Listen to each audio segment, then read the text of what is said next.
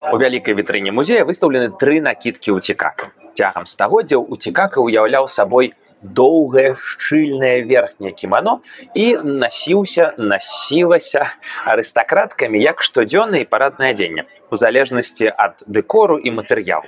А ў канцы 19 стагоддзя за ўцікака замацавалася функцыя строю, у якім нявеста на цырымоніі шлюбу выпраўляецца.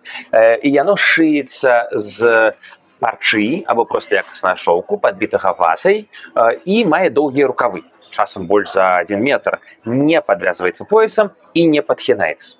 Звязанае з рытуалам шлюбу добра бачнае ў дэкору аднаго з музейных уцікака. На ім выяўлены вазкі з зачыненым полагам.